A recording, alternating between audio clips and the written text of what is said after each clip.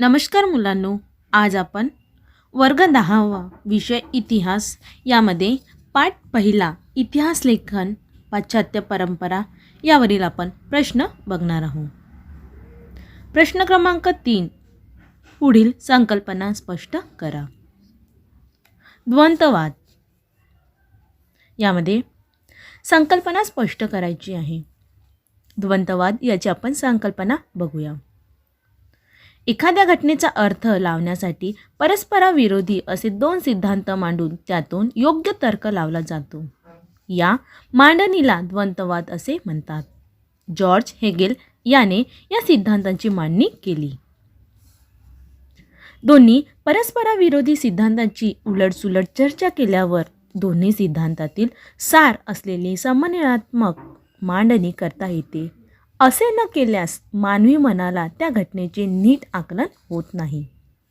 थोडक्यात दोन परस्पर विरोधी विचारांच्या चर्चेतून जी समन्वयात्मक मांडणी होते या पद्धतीला द्वंतवाद असे म्हणतात. हे झालं द्वंतवादाची संकल्पना. दुसरा आहे ॲनाल्स प्रणाली. राजकीय अभ्यासाबरोबरच स्थानिक लोक तात्कालीन हवामान, व्यापार, शेती, तंत्रज्ञान, दळणवळण व संपर्काची साधने, सामाजिक विभागणी आणि समूहाची मानसिकता यांचाही अभ्यास करणे महत्त्वाचे मानले जाऊ लागले. या विचारप्रणालीलाच ॲनाल्स प्रणाली असे म्हणतात. ॲनाल्स म्हणजे वार्षिक इतिवृत्त. घटना ज्या काळात घडली तिचा केवळ राजकीय नव्हे तर तात्कालीन सामाजिक, आर्थिक इत्यादी सर्वांगाने अभ्यास केला पाहिजे असे मानणारी ॲनाल्स प्रणाली फ्रेंच इतिहासकारांनी प्रथम विकसित केली आहे, ज्याला आपण ॲनालिस असे म्हणूया. नंतर पाठ दुसरा इतिहास लेखन भारतीय परंपरा यावरील प्रश्न क्रमांक 3 पाश्चात्यवाद इतिहास लेखन याची आपण संकल्पना बघणार आहोत. 18व्या शतकाच्या उत्तरार्धात युरोपातील अभ्यासामध्ये पूर्वेकडील संस्कृती आणि देश यांच्याबद्दल कुतूहल निर्माण झाले होते. या कुतूहलापोटी भारतीय संस्कृतीचा अभ्यास करणाऱ्या अभ्यासकांना प्राच्यवादी अभ्यासक असे म्हणतात. या प्राच्यवादी अभ्यासकांनी भारतीय सांस्कृतिक इतिहास येथील विविध भाषा व धर्म यांचा अभ्यास करून इतिहास लेखन केले. या लेखनाला प्राच्यवाद इतिहास लेखन असे म्हणतात. प्राच्यवादी अभ्यासकांनी संस्कृत आणि युरोपीय भाषांमधील साधर्म्याचा अभ्यास करून या धर्माची जर्मनी प्राचीन इंडो युरोपीय भाषा होती अशी संकल्पना मांडली आहे. या प्राच्यवादी अभ्यासकात छुपी साम्राज्यवादी वृत्ती दडलेली असल्याने त्यांनी पूर्वग्रहदूषित दृष्टिकोन ठेवूनच भारताच्या इतिहासाचे लेखन केले आहे. हे झालं पाश्चात्यवादी इतिहास लेखनाची संकल्पना. दुसरा आहे राष्ट्रवादी इतिहास लेखन. याची आपण संकल्पना बघूया. 19व्या शतकात भारतात इंग्रजी शिक्षण पद्धती सुरू झाली. या पद्धतीतून शिकून तयार झालेल्या इतिहासकारांना भारताच्या वैभवशाली प्राचीन इतिहासाविषयीची जाण आली.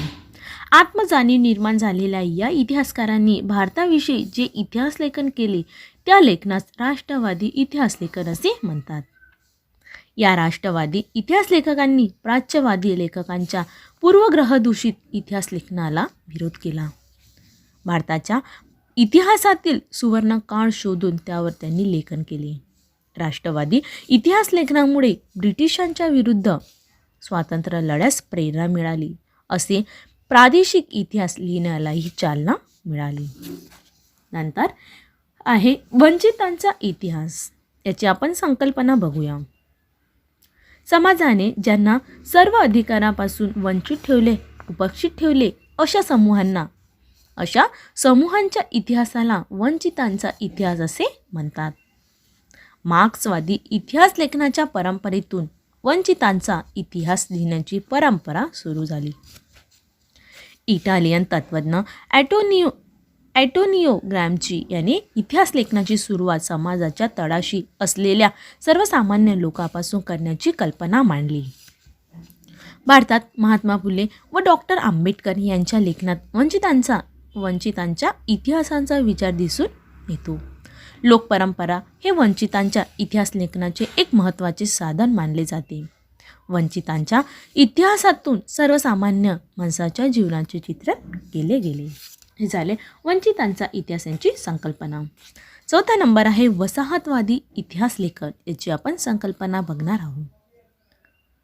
वसाहतवादी इतिहास म्हणजे काय, तर ब्रिटिश सत्तेच्या वसाहतवादी धोरणाच्या समर्थनार्थ आणि या धोरणाला पोषक होईल अशा प्रकारचे जे इतिहास लेखन केले गेले त्याला वसाहतवादी इतिहास लेखन असे म्हणतात. भारतविषयक वसाहतवादी इतिहास लेखन करणाऱ्यात प्रामुख्याने ब्रिटिश अधिकारी व ख्रिश्चन धर्मप्रसारक यांचा समावेश होतो. अशा इतिहास लेखनात भारतीय इतिहास व संस्कृती गौण दर्जाची असल्याचे दिसून येते.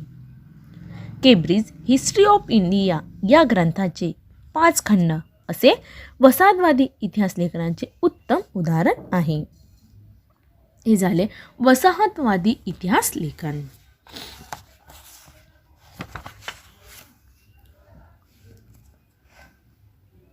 नंतर बघूया पाठ क्रमांक 3 उपयोजित इतिहास यावरील प्रश्न.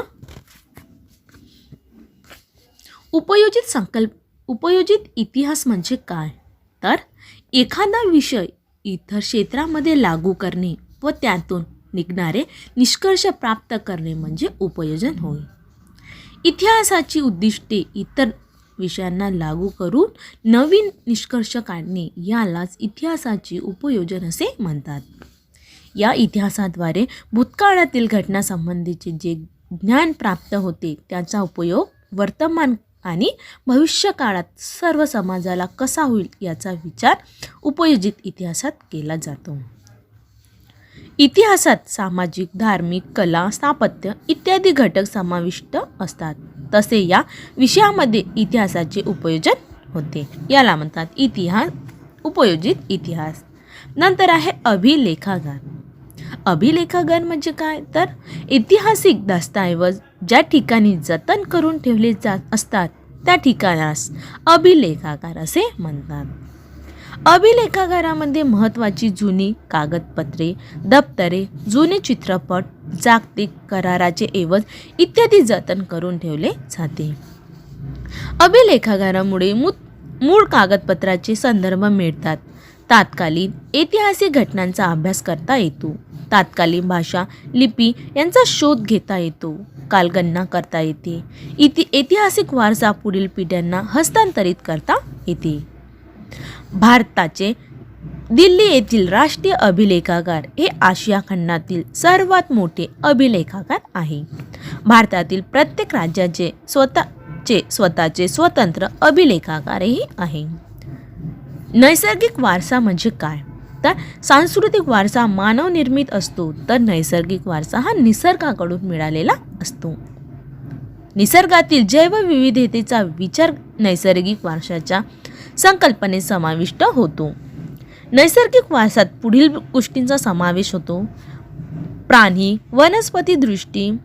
वनस्पतीसृष्टी, प्राणी वनस्पती यांच्या अस्तित्वासाठी आवश्यक असणाऱ्या परिसंस्था, भूरचनात्मक वैशिष्ट्ये. भारतात सर्वत्र आढळणारी अभयारण्ये, उद्याने, पर्वतरांगा, नद्यांची खोरे, तलाव, धरणे हा आपल्याला मिळालेला नैसर्गिक वारसा आहे. याला नैसर्गिक वारसा असे म्हणतात.